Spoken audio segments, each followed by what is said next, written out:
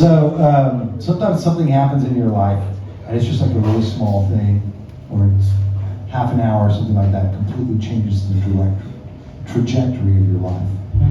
So for me, that I just kind of, after work one day, sitting around with my friend David McDaniel, who's one of the founding members of Canada and Beethoven. I just wrote this song called "Take the Skinheads Bowl." Right? And like in 5 minutes, like not even like an afterthought really about it. Just like, here we go. Yeah, we just played it a few times, thought it was hilarious. And but about 2 years later, we recorded that onto a record, and you know, nobody wanted to put out our record because we weren't really punk rock, and we weren't really like post-punk or new wave or rock. We were just kind of weird, right? So we just kind of, we ended up putting out our own record, basically. And we made some promo copies. We sent them around to radio stations, and just kind of as an afterthought, thought, well, we should spend some money and send some of these copies to the BBC DJs. And so I just happened to remember a little anecdote that my cousin told me. He was going to art school in London. It's kind of like you, right? Did you go to art school? You're singing a song. He just made that up. So duty free is a complete lie.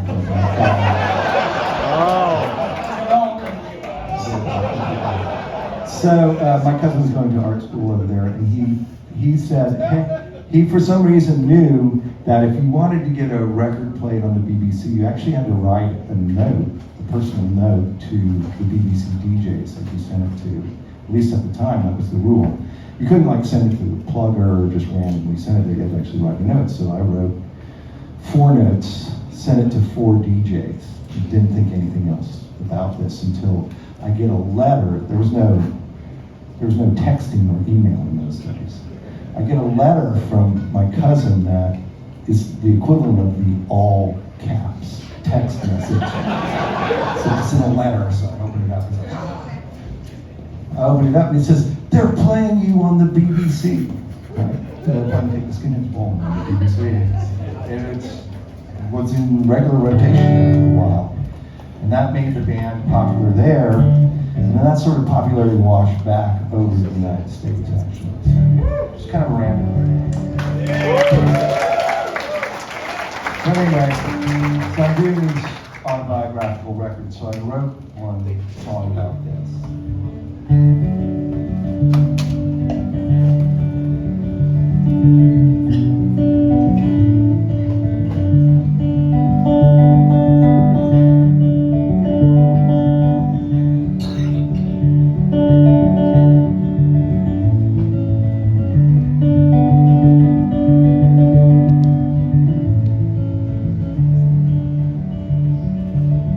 I was working in a liquor store in San Bernardino, somewhere around 1983. The liquor store got robbed while I was stocking up the cooler. Took a 40 and I went home and wrote a song. I wrote a song called "Take the Skinheads Bowling." So won't you take the skinheads bowling, take them bowling. It's a song that don't mean anything. It's a song that put me on a different trajectory. Take the skinheads bowling, take them bowling. Co-founded the band with a guy named David McDaniel. Had a calling from God and left the band. He went on missions all around the world while I toured around, meeting girls that liked the song called "Take the Skinheads Bowling." Take the skinheads bowling, take them bowling. I wrote a song called "Take the Skinheads Bowling." Reverend McDaniel built an orphanage. Sadly, you've never heard of him, and you barely heard of me. Though I wrote a song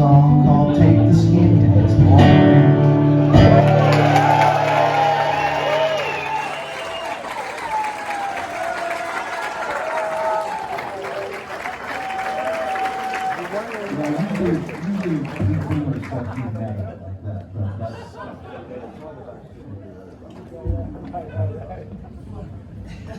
I love it. That is do it, and then. I'm gonna play it safe. This is for Dr. Jackie. I wrote this in art school. I'm gonna send that to YouTube right now.